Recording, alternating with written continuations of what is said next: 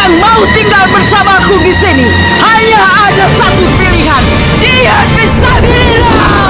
Oh, berarti Allah udah nggak ada, sudah nggak ada kuasa dong di surga. Kan sudah dikasih ke Yesus. Ya, diserahkan, jadi didelegasikan ke Yesus. Tetap berkuasa, tetap berkuasa. Tetap berkuasa bagaimana kalau kuasanya sudah dikasih ke Yesus? Kan Anda sendiri mengatakan, saya menyimak dari kalimat Anda ya. Yesus diberikan kuasa di bumi dan di surga.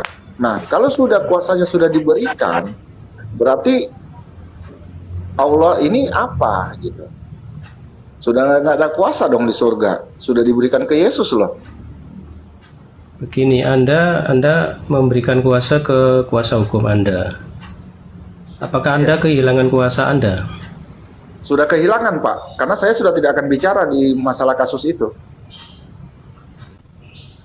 Anda masih berkuasa nggak terhadap keputusan kuasa hukum Anda?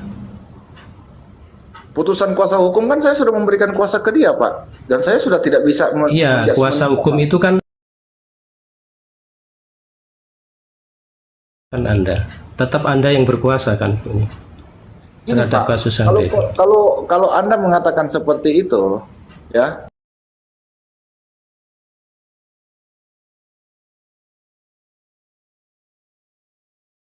pada Anda untuk mengurus tanah saya, ya. Jadi bagaimana carapun Anda mengurus tanah itu, saya tahunya yang penting beres. Saya sudah tidak bisa menjudgment hal-hal itu. Anda mau bikin bagaimana, saya tidak bisa menjudgment karena saya sudah memberikan kuasa penuh kepada Anda. Iya. Gitu. Jadi Anda kehilangan kekuasaan nggak terhadap tanah itu? Udah kehilangan, Pak, karena untuk masalah pengurusan udah kehilangan, Pak. Kita sudah tidak bisa berkuasa dulu karena kita sudah memberikan kuasa penuh kepada pihak ketiga. Kalau terjadi sesuatu, Anda masih punya kuasa nggak untuk menganulir? Kalau terjadi sesuatu, itu yang disebut dengan injurement. Injurement itu yang berarti penarikan kuasa kembali. Harus ditarik kembali kuasanya dulu, Pak. Ya. Pemutusan kuasa. Berarti Anda sebenarnya pada prinsipnya masih punya kuasa menganulir ya? Tidak, Pak. Pada Kalau prinsipnya. injurement itu, penarikan kuasa itu harus disetujui kedua belah pihak, Pak. Bukan saya yang sewenang-wenang langsung menarik. Tidak bisa, Pak. Iya, maksudnya tetap Anda masih punya kuasa kan, sekalipun itu 50% kan? Kalau seperti Anda berbicara kuasa otoritas, itu cuma 7%, Pak, kuasa otoritas. Makanya saya katakan tadi, kembali kepada Yesus dengan Allah. Nah, ketika Allah memberikan kuasa kepada Yesus, kuasa otoritasnya Allah itu tinggal 7%. Berarti Yesus yang lebih besar dong dalam hal ini. Makanya saya tanya, jadi Allah kehilangan kuasanya?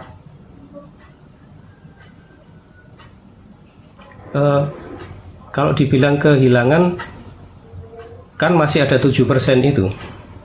7% tapi sudah bukan lebih besar kan? Sekarang saya mau nanya, yang lebih maksudnya, besar Allah atau Yesus? Saya tanya. Yang lebih besar Allah atau Yesus? Saya tanya. Yang lebih besar Allah Bapa. Allah Bapa, tapi kenapa kuasa kita diserahin ke Yesus, masih dia lebih besar?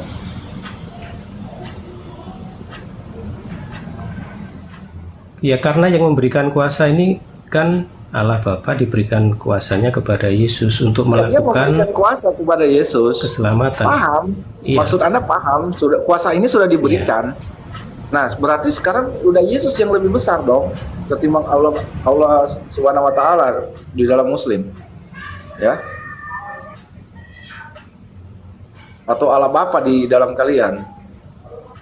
Iya. Berarti Allah ini tinggal 7% loh. Kita bilang berarti yang lebih besar ini ada di Yesus, Pak.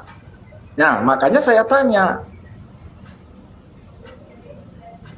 Terus Allah ini masih bisa dibilang maha besar nggak? Maha besar itu kan tetap yang kuasanya itu yang udah diberikan ke Yesus. Kalau sudah kehilangan kuasa, udah Yesus yang lebih besar kuasanya, sudah bukan maha besar, Pak. Besar itu maksudnya apa? Ukuran atau Nah, kan kuasanya kan. Allah itu disebut maha besar karena berkuasa atas langit dan bumi. Tapi kalau kuasanya sudah diberikan kepada Yesus, kuasa apa lagi yang ada di dia?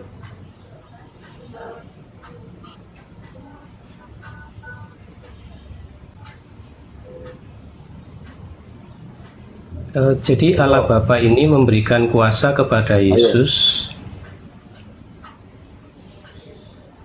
terkait dengan kalimat Anda sendiri yang saya kejar, ciptaan. bukan kalimat dari saya ya, Iya. kalimat Anda sendiri. Iya, Allah Bapa kan udah memberikan kuasa ke Yesus. Jadi yang mengerjakan itu Yesus kan. Mengerjakan keselamatan itu Yesus. Berarti Allah Bapa gimana? Udah bukan maha besar lagi, Pak. Karena kuasa langit dan bumi itu sudah diserahkan kepada Yesus. Berarti benar dong saya mengatakan karena kalimat Bapak itu benar dong saya ngomong. Berarti udah Yesus lebih besar daripada Allah Bapa. Apanya yang lebih besar itu? Lah, apanya yang lebih besar? Anda gini Pak, pahami kalimat Anda tadi ya. Allah itu memberikan kuasa kepada Yesus, betul? Untuk kuasa atas langit dan bumi, atas surga dan bumi, betul nggak? Tadi kalimat Anda. Oke. Nah, sebelum dia memberikan kuasa kepada Yesus, Allah itu maha besar karena dia yang pemilik khalik langit dan bumi, betul nggak? Ya. Nah, setelah dia serahkan ke Yesus, berarti kuasanya hilang dong. Sudah Yesus yang lebih besar daripada Allah Bapa. Yang Anda sebut Allah Bapa. Allah Bapa ini memberikan kuasa ke Yesus dalam arti melaksanakan misinya Bapa dalam konteks keselamatan itu. Anda jadi bingung sendiri dengan kalimat Anda. Saya bertanya, berarti dalam konteks ini Yesus yang jadi lebih besar, Pak.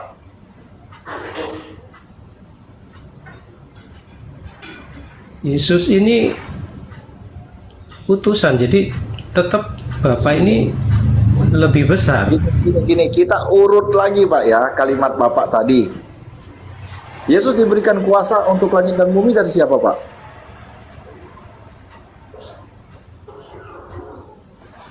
Gimana? Yesus, tadi Bapak bilang, Yesus diberikan kuasa oleh Allah untuk langit, untuk khalik langit dan bumi. Betul nggak? Iya. Iya. Oke. Nah, berarti kuasa ini udah keluar dong dari Allah, diberikan kepada Yesus, betul nggak? Iya, didelegasikan. Didelegasikan. Nah, berarti Allah sudah tidak ada kuasa. Istilahnya oke lah, masih ada kuasa tapi tinggal 7%, tapi yang lebih banyak ke siapa kuasanya? Ke Yesus pelaksananya. Berarti Yesus yang lebih besar, Pak. Yesus yang lebih berkuasa atas khalik langit dan bumi, Pak. Sudah bukan Allah lagi. Di sini Anda menggugurkan Allah berarti.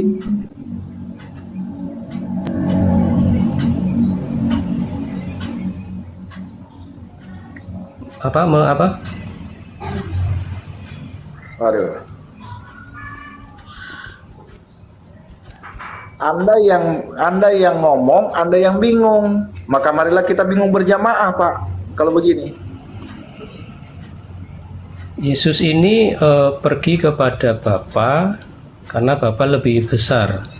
Jadi kemuliaannya Yesus itu sebenarnya masih ada di Bapa, kemuliaannya itu. Tadi bicara kuasa, ini bicara kemuliaan. Habis itu Anda bicara amin nih nantinya nih, Pak. Kuasa itu kan kuasa untuk melaksanakan tugas itu. Iya, sekarang pemilik khalik langit dan bumi siapa, Pak? Saya tanya. Pemiliknya Bapa. Bapak. Kemudian kuasa kepemilikan ini diserahkan kepada siapa? Kuasa kepenguasaan. Iya, kepenguasaan sama kayak kepemilikan. Kuasa kepemilikan jadi sama. Diberikan kepada siapa? Kepada Yesus. kepada Yesus. Berarti sudah bukan Allah Bapa lagi pemiliknya kan? Sekalipun untuk sementara waktu, berarti sudah Yesus. Tetapi dalam konteks ini, Mau dalam apa yang konteks dimiliki apapun, Bapa itu kuasa untuk langit dan bumi sudah hilang, Pak, dari Allah. Anak TK pun kalau dengar tetapi kita dalam ngomong konteks begini, dia udah dalam paham. konteks Yesus dan Bapaknya itu, apa yang dimiliki Bapa itu dimiliki Yesus, dan apa yang dimiliki Yesus itu Bapa, dimiliki itu yang Bapa. dimiliki Yesus, gitu. Apa yang dimiliki Bapa itu yang dimiliki Yesus. Oke. Dan segala milikku adalah milikmu, dan milikmu adalah milikku, dan aku telah dipermuliakan di dalam mereka. Oke. Kalau Jadi seperti dalam konteks itu, sekarang ini, kita kembali ke Kejadian 1 ayat 1, Pak. dalam konteks Berarti ini dengan secara kekuasaan tidak itu langsung Bapak mengatakan bahwa di mana kepemilikan dari penciptaan itu adalah Yesus.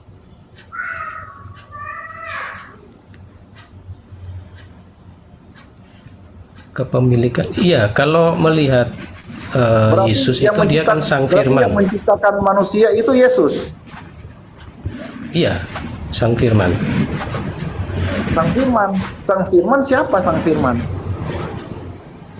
Sang firman ini ya yang di perjanjian baru dikenal dengan Yesus itu. Sang firman, sekarang saya tanya Pak, kita belajar bahasa Indonesia yang baik dan benar. Iya toh? Nah, kok jangan putar-putar, pusing saya. Karena tadi di room sebelah saya ketemu dengan orang yang katanya dibilang Yesus bernyanyi. Nah, sekarang saya pusing juga ini masalah kuasa. Jadi gini Pak ya, firman adalah suatu kata yang mengandung makna perintah, bukan wujud. Kemana dia?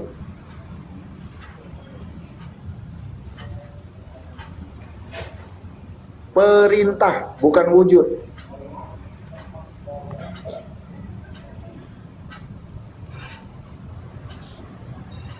Apa yang Itu dikatakan terminologi Yesus? dari mana? Apa yang dikatakan Yesus? Jika kau ingin mengimani sesuatu, engkau telah dikaruniakan akal pikiran dan logika, Pak. Bukan hanya imani saja, Pak. Etimologinya dari Kamus Bahasa Indonesia, Pak. Coba Bapak ketik itu Kamus Bahasa Indonesia, terus Bapak ketik firman. Apa itu artinya firman di situ? Wujud atau perintah kalimat? KBB itu bersumber dari mana itu? Bapak warga negara apa, Pak? Terus Bapak nanya KBBI bersumber dari mana? Iya, maksud saya Jangan KBBI mempersalahkan ini KBBI, kamus. Pak. Jangan Begini, mempersalahkan kamus KBBI, itu kan Pak. begitu, kamus itu kan dia mengambil kosakata yang telah ada di pasaran, kan? Kemudian dia mengumpulkannya sesuai pemaknaan yang dipahami orang, kan? Jadi setiap orang yang ketemu kata itu dia merujuk ke kamus, kan? Kamus itu mengumpulkan dari apa yang dipahami di masyarakat. Nah, terus? Nah, berarti sumbernya kamus ini kan bukan dari pemaknaan asli bahasa aslinya atau teks sumbernya, terus kan? kalau seperti itu, dia bersumber dari Bapak, pemahaman orang Indonesia, kan? Nah, kalau statement Bapak seperti itu, berarti KBBI ini bersumber dari mana, Pak? Apa bersumber dari KBBI itu Bapak? kamus itu bersumber dari kata-kata yang telah beredar dan dipahami bersama. Yang telah disepahami dan disepakati bersama. Ya berarti sudah disepakati, Pak. Firman itu perintah. Kenapa Ya, Bapak mempersalahin KBBI, Pak? Ya mungkin dalam beberapa hal kan nggak sepakat kalau kita melihat teks aslinya. Ya kalau Bapak nggak sepakat, Bapak naik ke Jokowi, Pak. Suruh robah KBBI-nya. KBBI bisa digunakan dalam ranah tertentu. Dia maksudnya itu bukan terjemahan dari kata aslinya ya. Firman itu enggak tahu kata dari mana itu, pemaknaan aslinya apa. Sekarang Bapak menggunakan bahasa apa Bapak berbicara? Saya mau tanya. Bahasa Jawa, bahasa Indonesia. Bahasa Indonesia. Nah, kalau Ya. Bapak menggunakan bahasa Indonesia, seluruh kalimat yang Bapak ucapkan itu ada di dalam KBBI semua, Pak.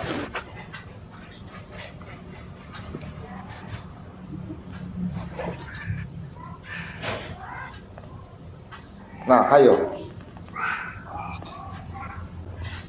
Ya. Kayak begini, Pak. Satu plesetan aja saya kasih ke Bapak. Tulisan Indri di atas kayu salib itu apa artinya, Pak? Gini, ini Ruhul Kudus ya, Ruhul Kudus menurut Enggak, saya KBBI. tanya dulu ke Bapak. Saya tanya ke Bapak dulu. Kalau Bapak berbicara seperti itu, oke, KBBI itu bisa dirubah-rubah dan bisa dipakai untuk di saat-saat tertentu. Sekarang saya nanya, tulisan Indri di atas kayu salib itu artinya apa itu, Pak? Saya mau nanya Bapak. Kita nggak bahas itu sebentar. KBBI Enggak, ya. saya tanya dulu karena ini ada KBBI. koneksinya dengan yang Bapak bicara tadi. Coba jawab dulu. Tulisan Indri apa itu artinya? Bapak jawab nanti saya jawab. Saya nggak tahu. Nah, bisa nggak tulisan Indri itu saya mengatakan, oh Indri itu artinya inilah negara Republik Indonesia? Ya mau saya dong. Saya mengikuti dengan apa Iya. tafsiran KBBI saya. Iya. Sama bisa seperti jadi. yang Bapak bilang tadi. Setuju nggak?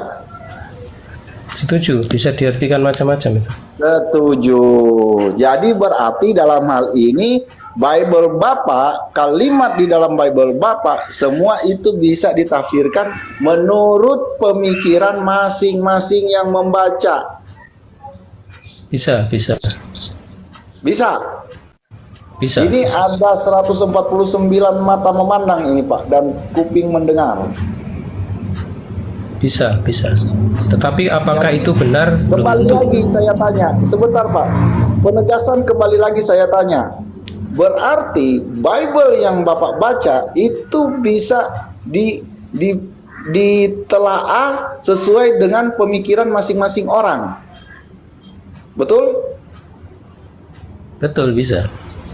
Betul. Berarti dalam hal ini itu bukan Bible yang sebenarnya. Kenapa saya bilang bukan Bible yang sebenarnya? Kalau Bible yang sebenarnya itu apa yang dikatakan Bible itu yang dilakukan manusia dan itu yang diterjemahkan oleh manusia secara serentak. Seperti Al-Quran. Bapak tanya kepada Muslim si A, pasti dia akan jawab A. Bapak tanya Muslim si B, dia jawab tetap A. Bapak tanya Muslim si C, tetap dia jawab A. Sama Pak jawabannya sesuai dengan isi Al-Quran Pak. Tidak pernah berubah pemahamannya. Anda Tapi pernah dengar Bapak sudah mengatakan terjemahan? bisa berubah pemahaman masing-masing orang. Anda pernah dengar revisi terjemahan Quran? Coba Bapak tunjukkan. Bapak tunjukkan datanya. Jangan katanya. Saya di sini tidak menerima katanya, tapi bukti. Apa Bapak mau lihat Pernah saya tunjukin dengar nggak? revisi? Apa Bapak mau lihat saya tunjukin isi Bible yang asli? Saya tanya, pernah dengar nggak? Tidak ada Al-Quran direvisi. Tanya semua Muslim. Tidak ada Terjemahan Quran, revisi terjemahan Quran oleh Depak. Pernah dengar nggak? Tidak ada yang direvisi Pak. Kalau menerjemahkan iya, tapi kalau revisi tidak ada Pak. Revisi merubah. Arti kata revisi merubah Pak. Dan Al-Quran tidak pernah dirubah. Sejak zaman alaihi wasallam sampai dengan detik ini tidak pernah dirubah. Nggak, saya bisa terjemahan. Kalau diterjemahkan Dirubah iya. nggak? Dirubah tidak. Nggak, terjemahannya itu pernah dirubah nggak? Terjemahannya pernah dirubah nggak? Maknanya apa, maksudnya nggak tepat terus dirubah? Tidak ada terjemahan di Al-Quran Pak. Al-Quran tidak pernah kita membaca Al-Quran itu dengan terjemahan Pak. Umat Muslim tidak pernah ada yang membaca Al-Quran dengan terjemahan Pak. Begini, kalau nggak diterjemahkan, orang Mas Indonesia Jo, itu tahu artinya Mas Jo. dari mana ya? Ya, Mas Jo, beliau ini adalah seorang mualaf, akhi Muhammad ini. Jadi oke. lebih bagusnya ke arah tentang bagaimana kekristenan yang sesungguhnya saya kira saya cermati Anda Anda tidak terlalu banyak tahu tentang bagaimana Bible, ayat-ayat, sejarah itu. Nggak apa-apa, Nampaknya Anda kurang begitu Bang Al-Fatih, tahu. nggak apa-apa. Nggak apa-apa, Bang Al-Fatih. Nggak apa-apa. Kalau memang dia mau menggiring ke Al-Quran, nggak apa-apa. Nggak apa-apa. Saya mau lihat sampai sejauh mana dia mau mendalami Al-Quran. Bible-nya aja sendiri dia nggak paham, dia mau lari ke Al-Quran. Nggak apa-apa. Jadi Pak, Saya tarik kalau Bapak kembali bilang ke terjemahan, KBBI tadi ya. Gini, ya, Quran itu ada terjemahannya kan ya?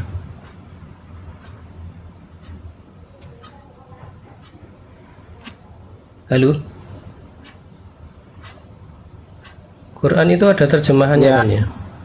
Ya, ada terjemahannya ada. Ya. Itu fungsinya apa terjemahan itu? Ya, Kan fungsinya nggak ada- untuk nggak ada fungsinya sebetulnya kan?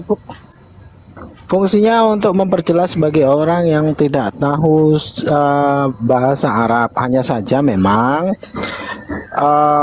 dalam bahasa Indonesia ini tidak dapat menyerap dengan sempurna grammar dan kosakata Arab ini, sehingga memang ada yang tidak pas dalam terjemahannya. Itu contoh ketika di dalam Al-Quran itu dikata gadis yang sebaya. Nah, di sana ada ayat tentang bagaimana penyisipan gitu ya, di dalam terjemahan itu gadis yang montok. Itu tidak pas karena memang bukan itu maksudnya, tapi gadis yang sebaya. Itulah contoh. Itu. Kalau Ya, artinya maksudnya ini tolong dipahami bersama gitu loh. Terjemahan itu ya seperti itu gitu loh. ya iya, tidak terjemahan ada revisi Pak. Anda tidak boleh berkeras seperti itu karena Anda mau melarikan diri dari masalah kuasa penuh yang diberikan kepada Yesus. Al-Quran tidak pernah direvisi. Kalau Soal terjemahan- kuasa, tadi kan saya sudah ajukan ayatnya. Kalau terjemahan, Bapa kalau di Anda dalam yang mengatakan aku dan terjemahan, aku di dalam Depa- Bapa. Jadi sebetulnya tidak ada kehilangan kuasa. kehilangan Hanya Pak. sifatnya Yesus ini.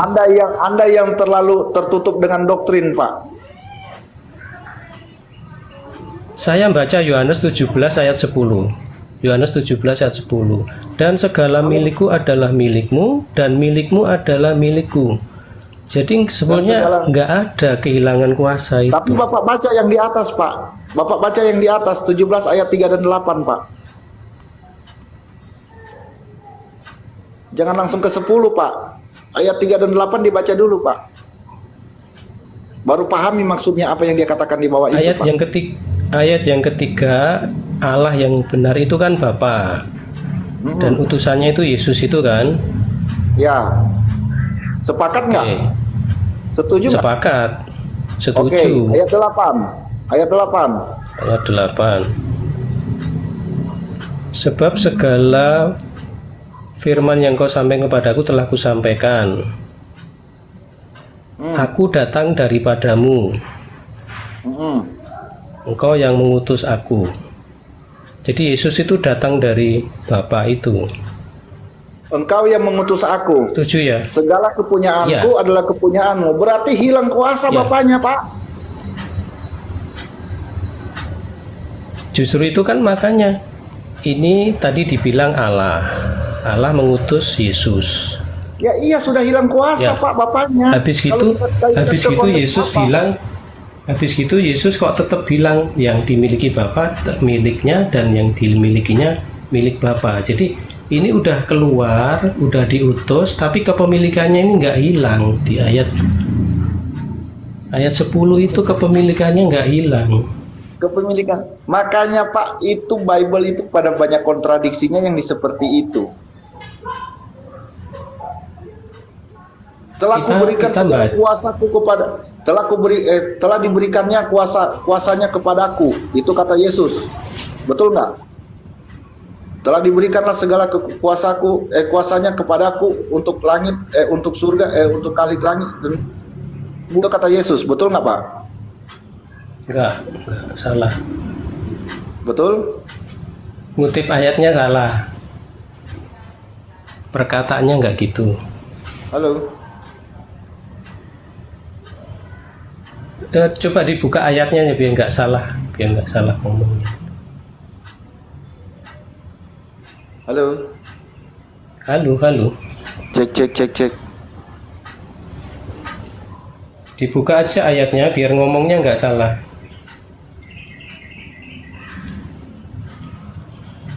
Kok suaraku nggak kedengaran ya? Ya, jadi saya ulangi, Yohanes 17 itu Allah mengutus Yesus. Pak Al-Fatih. Yesus ini datang dari Allah itu, datang dari Allah. Jelas lagi, jelas. Suaraku kedengaran nggak? Kedengaran, Dengar. jelas. Bagus. Yang typing di bawah suaraku kedengaran nggak?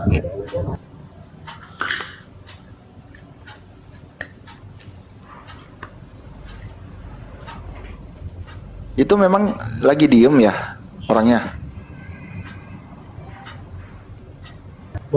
Mungkin tempat antum jaringannya kurang bagus mungkin. Beliau ngomong tapi sekarang diam beliau. Ya, jadi yang Bang Mas Jo, Yohanes Bang Mas Jo 17 monitor. itu, ya cek one cek one.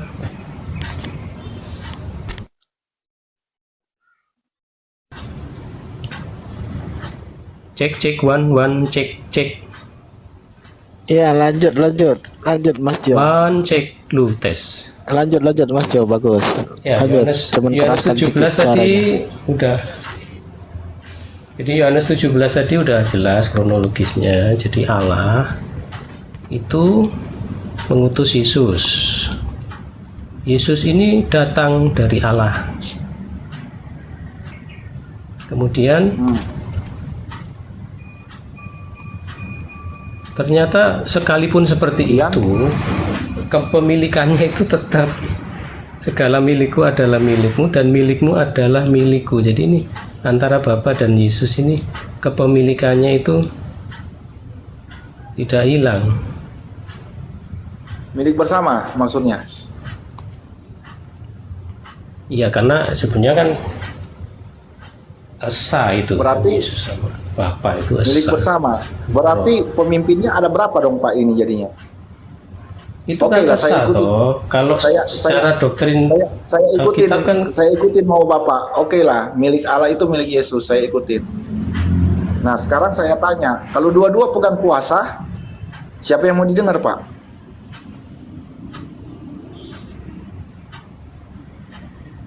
yang Ayo. dengar siapa? Iya, kalau dua-duanya memegang Yang- kuasa yang kita Iya. dengar siapa Pak? Yesus atau Allah? Tadi kan Allah udah menyampaikan firman-Nya ke Yesus. Yesus kan ngomong ke kita.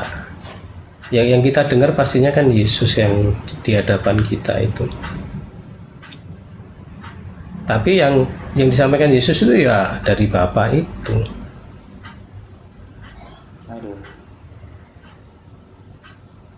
Jelimet. Sebenarnya yang lebih Iya, kuasa itu Yesus atau Bapak bilang gitu A, aja. Bapak bilang A ke Yesus, Yesus nyampaikan ke kita A. Jadi yang kita dengar itu A, tapi kita dengar dari Yesus. Tapi kenapa malah Yesus itu yang disembah, itu persoalan. Itu tadi udah dibahas. Kristen tuh menyembah Allah Bapa dalam roh dan kebenaran. Menyembah Bapa Allah dan Roh dan kebenaran. Lalu Yesus itu siapa? Si Kristen menyembah Yesus itu ada buktinya enggak sih? Menyembahnya itu maksud- kayak apa? Banyak kok. Loh, Umumnya Kenapa Anda bertanya ke kita? Anda yang Kristen kok Anda yang bertanya ke kita? Justru kita yang Enggak, bertanya, mana buktinya Kristen menyembah Kan- Tuhan Yesus itu? Yang mempermasalahkan kalian tadi yang nanyakan, kenapa Yesus disembah? Kan yang itu keluar iya, dari kita omongan nanya ke kalian kamu, kan? Karena kamu Kristen, kenapa kamu nanya balik? Ya kenapa Anda nanya itu? Apakah Anda tahu faktanya atau Anda menebak-nebak atau bertanya-tanya? Pak, kita Atau bertanya karena kita ada bukti otentik, Pak. Nah itu perlu Anda buktikan itu. Kok Anda Nah, tanya sekarang gitu saya kan belum pasti membuktikan. melihat ada orang nyembah Yesus gitu kan. Ada orang Nah, Kristen nyembah banyak Yesus. Pak buktinya. Coba Bapak naik ke komal-komal teman-teman Bapak Kristen itu. Kalau nggak yang dibicarain itu dibilang Tuhan Yesus itu adalah Allah. Malah ada yang mempacking, malah ada yang mempacking tiga dijadikan satu, bahwasanya Roh Kudus itu adalah Bapa itu sendiri, Yesus adalah Bapa sendiri, dan Bapa itu adalah Yesus itu sendiri, dan Roh Kudus itu adalah Bapa dan Yesus itu sendiri. Di packing mereka jadi satu. Itu gimana itu? Nah, loh. Bagaimana kamu menjelaskan itu kopi Torabika Saya Triinwan? tadi kan menanyakan, kalian bilang kenapa Yesus disembah? Duh, emang di Yesus disembah? Pertanyaan itu muncul dari mana sih? Kok nanya gitu, itu muncul dari mana pemahamannya? Nah, kok nanya ke kita, Pak? Nanya ke teman-teman Kristen, kenapa kalian menyembah Yesus? Gitu aja, Pak. Jangan nanya ke umat Muslim. Umat Muslim nggak pernah menyembah Yesus, Pak. Menghormati iya, tapi menyembah tidak. Anda bisa bilang teman saya nyembah Yesus itu apa? Kayak apa sih yang Anda lihat itu kayak apa? Menyembah ini kayak apa sih? Bapak nggak paham-paham kalimat kita. Kalian lihat. Bang Al-Fatih tadi, Pak Al-Fatih tadi sudah jelaskan secara jelas loh. Bahkan ada yang mengatakan itu Allah itu 3 orang. Paham nggak? Iya, Tanya betul. menyembah. Betul, karena Menyembah. mungkin Ini beliau tidak tahu yang kalian lihat itu seperti tidak apa tahu sih konkretnya? Ada yang Iya, namanya maksudnya wanis, yang Anda lihat ya. itu konkretnya Ada yang- apa? Hah? Tunggu dulu, makanya saya jelaskan. Ada yang namanya Kristen Wanes, ya, faham Wanes, mereka mengatakan bahwasanya Yesus itu adalah Bapa itu sendiri, dan Roh Kudus adalah Bapa itu sendiri, dan Bapa adalah Roh Kudus itu sendiri, dan juga Yesus itu sendiri.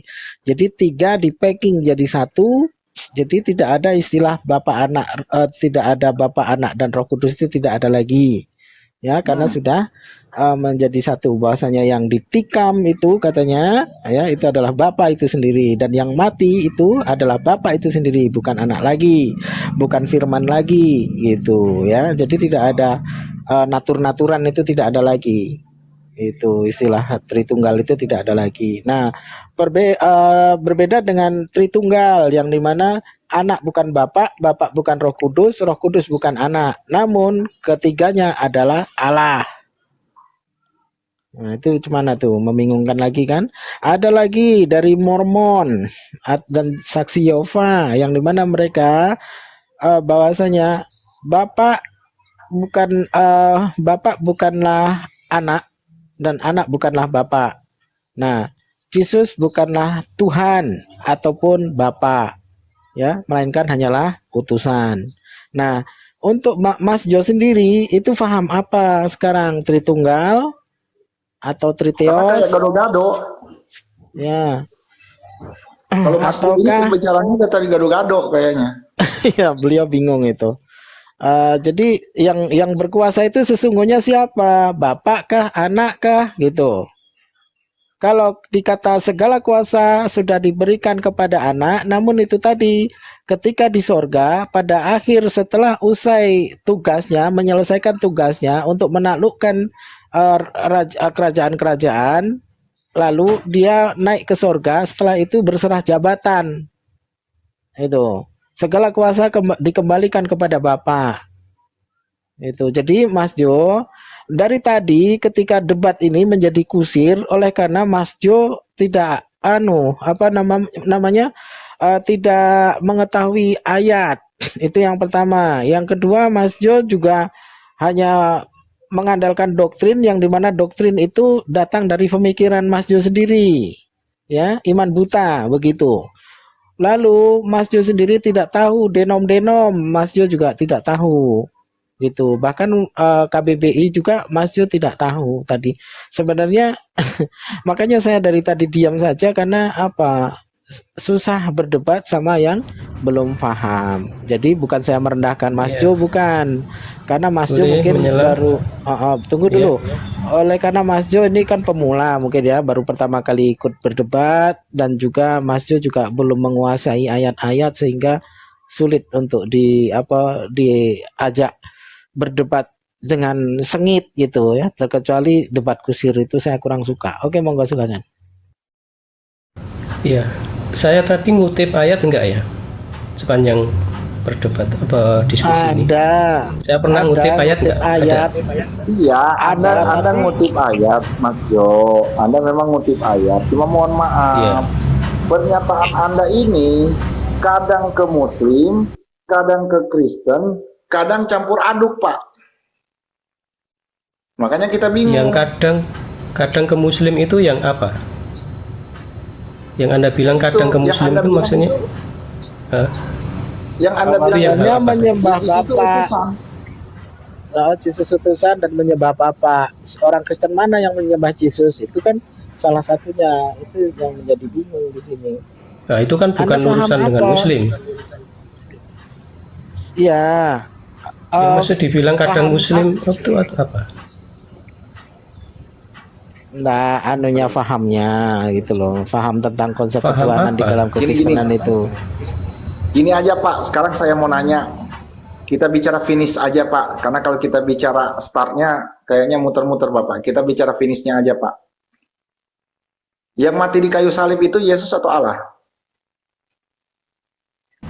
Itu akan jadi panjang lagi. Kita tadi membahas Tuhan ya. Apakah Yesus Tuhan? Saya Enggak, ngutip kita ayat bicara bahwa di finish aja, Pak. Yesus Karena kalau itu bicara menerima. itu muter-muter. Saya akan kronologiskan. Apakah Yesus Tuhan? Saya bilang iya. Dasarnya apa? Yesus menerima kuasa di bumi dan di surga dari Bapa. Kepenguasaan itu yang menjadi dasar apakah Yesus itu Tuhan atau bukan. Oke. Apakah Bapa kehilangan kuasanya? Saya mengutip Yohanes 17 ayat 10. Ternyata tidak. Karena kepemilikan itu tetap, bahwa apa yang dimiliki Bapa dimiliki Yesus, dan yang dimiliki Yesus dimiliki Bapa. Itu ya. Saya ada ayatnya. Ada dasar ayatnya. Iya. Cuman itu satu itu yang Jadi, bisa menguatkan. Jadi jangan dibilang saya nggak kronologi atau ini kan kronologisnya gitu kan tadi. Apakah Yesus Tuhan? Saya katakan Yesus Tuhan dengan dasar ayat tadi. Apakah kepemilikannya hilang? Tidak, dengan dasar Yohanes 17 ayat 10. Udah itu. Oke. Pembicaraan Berarti kita kalau itu. Kalau Bapak Pembicaraan kita mengacu di Yohanes 17 ayat 10 berarti secara tidak langsung berarti Bapak bilang menyembah Yesus, Pak. Saya tadi bilang menyembahnya itu seperti apa yang Anda lihat. Tidak ada jawaban. Yang kalian anggap menyembah itu kayak apa? Yang saya lakukan itu yang mana yang Anda anggap menyembah itu? Ya iya, kalau Bapak mengambil dari Yohanes 10 secara tidak langsung berarti Bapak bilang sembahlah Dia, karena apa yang dimiliki Allah adalah dimiliki Dia, apa yang dimiliki Dia dimiliki Allah. Ya berarti sama aja Pak, Bapak mengatakan Dia itu Allah. Secara tidak langsung. Ya, Pak. itu lebih bisa diterima daripada Anda langsung, Pak. Lebih halus pernyataan. daripada Anda langsung nyembah Yesus gitu. Ya, Itu iya, lebih berarti bisa kan sama diterima aja, Pak. karena Sama aja berarti Bapak menyembah Yesus sebagai Karena- anak orang, Pak.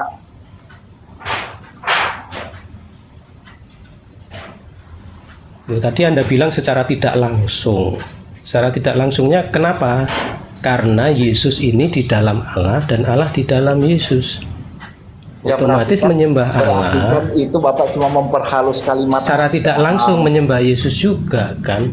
Iya, berarti kan dalam hal ini cuma kalimat halus aja yang Bapak bikin. Dalam hal ini tetap Bapak itu tetap mengatakan Tapi- itu Yesus itu Tuhan, padahal Yesus itu anaknya Maria. Yesus betul anak Maria, Yesus guru itu ya betul, Yesus itu nabi ya betul juga, Yesus itu tukang kayu ya benar juga, Juru selamat ya benar Ini luar juga, konteks, raja ini luar juga. konteks. Mas Jo, ini luar konteks. Sampean Jawa ta? Jawa Jawa ndi? Jawetan. Ya, Pokoknya Jogja ini nama orang Indonesia. Kejawen. Orang Jogja kan Jawetan. atau kalau nggak Solo. Kejawen. Jawetan. Sampai kejawen tak? Jawa itu. Pemahaman kejawen. Makanya Boten. Di mana Mas Sanes. Jo? Yogyakarta kah atau Solo? Anu Jawi Wetan. Jawa Tengah. Jogja Wetan. Timur.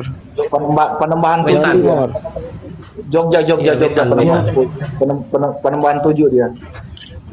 Kalau dia bicara Wetan. Kalau orang Jogja itu biasanya Katolik itu. Iya. Iya. Wetan. Nah, Bilang apalagi Wetan juga- ngerti nggak ya? Wetan. Iya di mana itu? Jawi Wetan. Iya di mana itu?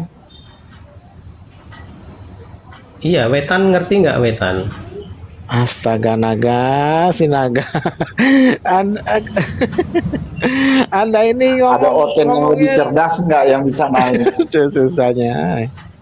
Nah, maksudnya tuh Jawa Timur kah, Jawa Tengah kah, gitu loh. Jawi Wetan. Jawi Wetan tuh daerah mana? Gereja dia maksudnya ngomongin lagi ngomongin nama gereja Kristen Jawi Wetan. Jawi Iya kan? Wetan. Lah itu tahu itu. Tahu Iya. lah mantan Oten tahu mantan Oten. Mantan Oten. Ya, jadi bahasa Oh, alah. makanya gini, bahasa Arab itu kan perlu Nah, ajarannya diterjemahkan. kejawen, Ya Pak. kayak Dan gini. tadi kan aku udah bilang kejawen. Penembahan 7, Jawa Wetan itu gereja itu. Gereja Penembahan 7, Jawa itu ya bener ya. tradisi kejawen.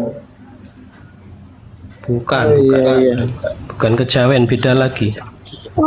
Jadi Yesus kalau berarti di gereja beliau ini Yesus tidak dilahirkan di palungan ataupun di kandang domba tapi di dalam gua ya.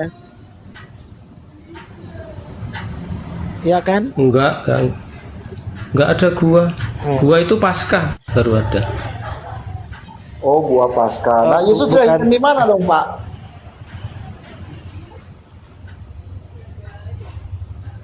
Yesus dilahirkan di mana, Pak? Dilahir. Ya, taunya ditaruh di palungan. Kalau palungan itu kan hubungannya sama hewan ternak. Ya kira-kira di Taruh- kandang lah. Taunya ditaruh di palungan, tapi waktu dia melahirkan di mana nggak tahu. Cuma taunya di palungan aja gitu. Ya. Ya kira-kira di Oh, area lahirnya di mana di kita areanya para gembala itulah kandang bisa. Kandangnya kan di gua kalau mereka ya. Nah, sekarang saya mau nanya, Pak. Oh, berarti di gua seorang- itu. Apakah Betul lah. seorang yang disebut sebagai Tuhan itu layak ditaruh di dalam palungan atau tempat makan ternak? Oh, standarnya layak atau nggak layak? Ya, kalau secara manusiawi nggak layak sih ya.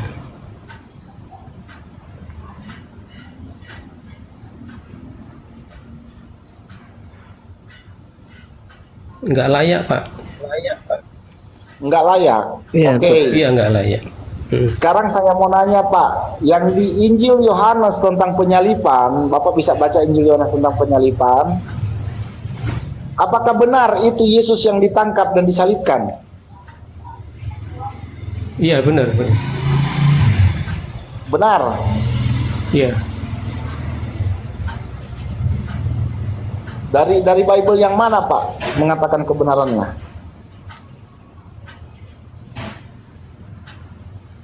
Dari Bible yang mana?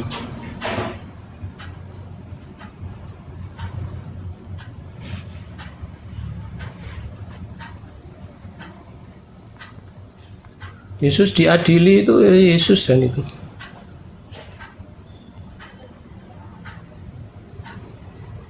Yang di bawah Dan pada sampai ada hari yang itu, berkata, pagi-pagi benar, Yudas ditangkap dan didera. Kemudian Yudas berkata, "Kenapa kalian menangkap aku, sedangkan aku bukanlah Yesus?" Dan para prajurit mengatakan kepadanya, "Kamu diam saja, karena sebentar lagi kamu akan kami sembah sebagai Raja Nabi Israel." Di mana kebenarannya, Pak? Anda ngutip apa itu ya? Kalau saya tunjukkan Kalau saya tunjukkan versi yang paling aslinya gimana Pak? Dengan Aramaik dan terjemahannya. Ya terjemahannya aja deh, kita kan orang Indonesia. Nanti kalau mau dicek bahasa, kalau ada yang nggak tepat bisa dicek bahasa aslinya. Itu yang di bawah ini ya, para hamba Allah yang di bawah ini sampai ketawa-tawa beliau nih. Ada yang berkata piye toki katanya. Gimana tuh? Saking susahnya ini. Piye toki katanya. Oke, sekarang saya ikuti Bapak. Bapak mengatakan oke, betul. Yesus yang mati di kayu salib. Oke, saya ikutin. Oke, nggak apa-apa lah. Saya ikutin, ya. Nah, sekarang saya tanya Pak, beliau mati atau tidur Pak di kayu salib? Bang Al-Fatih, Pak Al-Fatih jangan ketawa ya. Pak Al-Fatih jangan ketawa ya. Jangan ketawa. Nah, saya ketawa dalam hati saja, Ki. Saya mute, usah risau.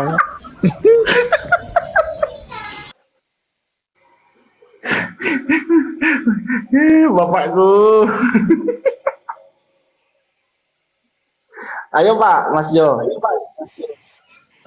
Yang di sebelah mananya, Mas? Di salib sebelah jam berapa? Yang jam berapa?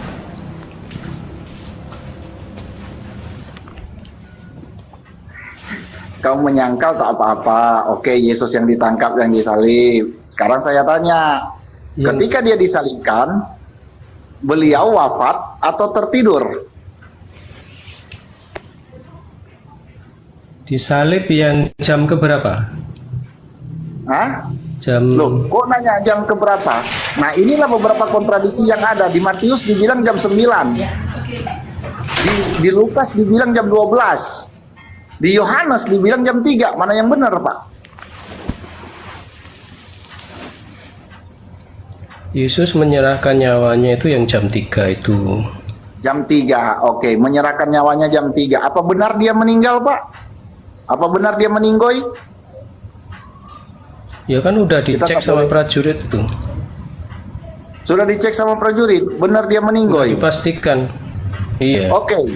Kita berbicara tentang ilmu kedokteran, Pak. Ketika orang meninggal, mau dibelah perutnya pun atau mau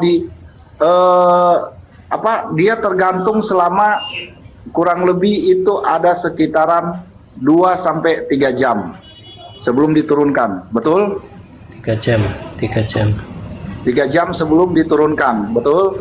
Nah, menurut ilmu medis, orang yang sudah meninggal selama 3 jam, berarti mau dibelah pun itu darahnya sudah tidak akan menetes, Pak. Atau sel darah putihnya pun tidak akan keluar. Tetap keluar air dan darah, Pak.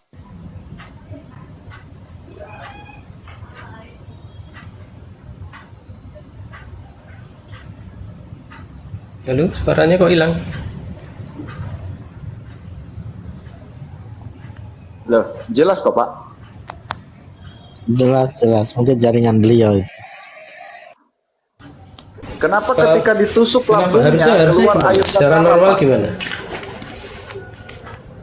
Itu ditusuk jam berapa itu? Ditombak jam berapa itu? Ditombak kan 1,5 jam setelah dia meninggal, Pak. 1,5 jam setelah meninggal. Iya. Sebelum ada diturunkan. datanya? Ada datanya di Bible Bapak kok. Baca sendiri di Bible Bapak. Setelah dia meninggal ditusuk lambungnya. Memastikan kalau dia sudah meninggal atau belum. Ya, dan kesimpulannya udah meninggal apa belum? Di Alkitab. Iya, tapi kenapa masih keluar air dan darah, Pak? Kalau dari ilmu medis, orang yang sudah meninggal sudah selama itu, Pak, tidak akan keluar air. Sel darah putihnya tidak akan keluar, Pak, bersamaan dengan darah. Yang ditusuk apanya tuh itu? Loh, lambung toh, Pak. Lambung kan? Iya, Ya. toh. Astagfirullahaladzim. Lambung itu kan mengandung apa? Ada airnya nggak Apa, Pak? lambung? Protein. Ada airnya nggak di lambung tuh? Loh, Pak, sesuai ilmu medis, Orang kalau sudah meninggal mau dipotong-potong pun itu sel darah putih keluar, Pak. Udah nggak akan keluar, Pak. Udah beku, Pak, sama darahnya. Iya. Kenapa Anda bahas sel darah putih? Emangnya di situ ada membahas sel Nah, darah? ini keluar air dan darah. Air dan darah maksudnya dalam hal ini sel darah putihnya juga keluar, Pak. Iya, airnya itu dari mana? Loh, kamu nanya, kamu bertanya-tanya. Ya dari dalam tubuhnya, Pak. Gini loh, tadi kan yang ditusuk lambung. Yang ditusuk kan lambungnya ya. Selamat sore, Om Poot. Shalom, Selamat sore. assalamualaikum warahmatullahi wabarakatuh. Waalaikumsalam. Halo. Selamat sore, Bang Poot. Hadir juga ya. Mana Karen ini? Silakan. Oke, Mas Jo, kita lanjut. Ya, yang ditusuk kan lambungnya tuh. Yo, iyo, sekarang begini, Kenapa Pak. Anda mikir Gini. Kenapa Anda mikir sel darah putih? Sekarang begini, Pak, ya. Kalau ada orang mati, ya, terus bawa ke rumah sakit, kita berdua masuk ke dalam ruangan otopsi, Pak. Suruh dia potong lambungnya, kalau masih mau keluar darah dengan air di situ. Di lambung kan ada air. Kalau dia sudah tidak keluar darah dan air, saya syahadatkan langsung di tempat, Bapak. Di lambung ada air enggak? Lambung memang ada air, Pak. Tapi Iya, kalau secara medis, tapi Pak, apa? orang yang sudah meninggal semua sudah membeku. Airnya juga membeku yang di lambung. Semua sudah membeku. Air Sudah yang di lambung membeku, membeku Pak. juga. Saya nantang. Iya, Oh, kok bisa membeku? Kenapa? Yang saya tahu yang membeku itu darah. loh, sampean nanya, sampean bertanya-tanya lagi.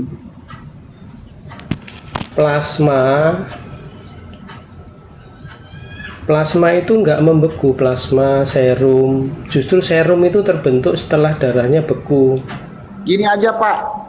Sampean Serum itu- sampean di Jawa toh. Sampean di Terus, Jawa. Asam lambung. Nanti saya ke Jawa, saya samperin sampean, kita masuk ke rumah sakit, kita masuk ke ruangan otopsi yang baru ada mayatnya masuk, suruh mereka belah itu lambungnya.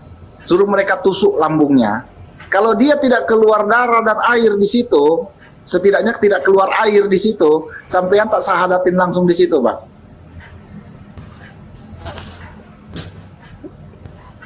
Serum plasma itu terbentuk setelah darah itu beku. Itu di laboratorium seperti itu. Jadi air itu akan, jadi sel darah merah itu kalau udah beku dia akan mengkerut. Iya, dia Plasma mengerut darah dan atau menutup serum? plasma, Pak. Dia akan mengerut dan Justru menutupi terpisah. plasma. Justru terpisah karena sel darah Terpisah ini dari ada trombosit. mananya? Coba Anda buka aja Trombosit. Google deh. Anda buka Google deh sekarang. 5 menit saya kasih waktu. Buka Google. Trombosit itu bersifat agregasi. Jadi agregasi itu saling mengikat. Makanya darah itu akan mengering, akan membentuk jaringan ikat yang warna hitam itu kalau di luka. Nah, itu sel-sel itu ketika ngumpul diikat jaringannya oleh trombosit, itu cairan darah yang trombositnya namanya membeku plasma. nggak, Pak? Sebentar. Trombositnya membeku nggak? Trombosit itu pemicu pembekuan. Pemicunya Pemicu itu trombosit. pembekuan. Nah, berarti otomatis kan plasmanya ditutup sama trombosit. Plasma ini terpisah dari sel. Nah, sampean iki muter ae. Jadi kayak Makanya tak kalau di bilang, dalam pipa, biar Anda tidak di dalam asumsi pipa itu liar. air Biar dan Anda tidak selnya itu asumsi liar terpisah. gini, Pak, Mas Jo. Biar Anda tidak asumsi liar, saya kasih waktu 10 menit. Saya kasih waktu 10 menit, buka Google. Biar Anda tidak asumsi liar. Saya ini praktisi laboratorium, Pak. Praktisi laboratorium. Jadi saya tahu istilah trombosit, plasma darah, Tadi ngakunya apa tadi Viskositas yang pertama? Ini ngakunya, aduh, pusing orang. jadi sel darah itu kalau udah beku dia akan Oke, ngumpul. selamat sore Adonai. Dia akan terpisah dari serum atau plasma. Serum Selamat plasma ini sore. bersifat air. Ya, ini bagaimana dengan jemaat Pak Adonai ini? Boleh Topik apa ini? Kayaknya Karen ada pengganti ini sore ini. Iya, ini jemaat Pak Adonai. Tolong dibimbing. Pengganti Karen kayaknya ini. Bisa jadi. Jangan-jangan saudaranya. Enggak, diserupakan. Ya, Ayo. boleh saya lanjut. Topiknya apa ini? Jadi kalau orang meninggal itu, kalau Topiknya ditemukan apa setelah ini? 2 hari, dia akan bengkak, Akhil Muhammad. keluar air yang bau. Adi Muhammad, kita serahkan Ya. dengan Anwar saja dah, Bang Fuad aja. Bang Fuad kan beliau pendeta tuh. Oke. Kita Taruhlah di situ beliau Anda saja dah. benar. Sekarang saya tanya yang paling terakhir, Pak. Kenapa sumsum tulang kakinya tidak dipatahkan, Pak? Sedangkan yang 2 itu dipatahkan, Pak. Karena sudah dicek meninggal. Pematahan kaki itu adalah untuk mempercepat orangnya meninggal. Itu dilakukan Ya iya, pada tapi dua yang 2 juga penjahat kan itu. ditusuk di lambung juga, Pak. Iya, Yang 2 ditusuk di lambung dan dipatahin kaki. Tapi kenapa yang Anda sebut itu yang Yesus yang mati di kayu salib tidak dipatahin kakinya, Pak? karena sudah dicek meninggal kan, mati kan. Yang 2 ini Nah, belum. tapi kan tetap harus dipatahin kakinya kan? Sesuai dengan Pematahan adat tradisi Yahudi, Pak. Sesuai Pematahan adat tradisi Yahudi, Pak. Itu ada tertulis, sesuai adat tradisi Yahudi, orang yang meninggal akan dipatahkan sumsum kakinya. Sesuai adat tradisi Yahudi. Nah, kalau Justru ini Anda itu mau berbicara apa dinubuatkan. lagi ini? Tiba-tiba Anda bicara ini, Anda ahli praktisi sejarah Yahudi nantinya lagi ini. Justru itu nubuat yang Nubuat secara itu tidak khusus tergenapi digenapi. karena tidak diremukkan. Itu tidak tergenapi karena tidak diremukkan, gitu loh. Apanya Nubuatnya yang berarti diremukkan? tidak tergenapi, Pak. Karena tidak diremukan tulang kakinya. Karena nubuatnya itu tertulis bahwa di mana sampai tulang kakinya akan diremukan.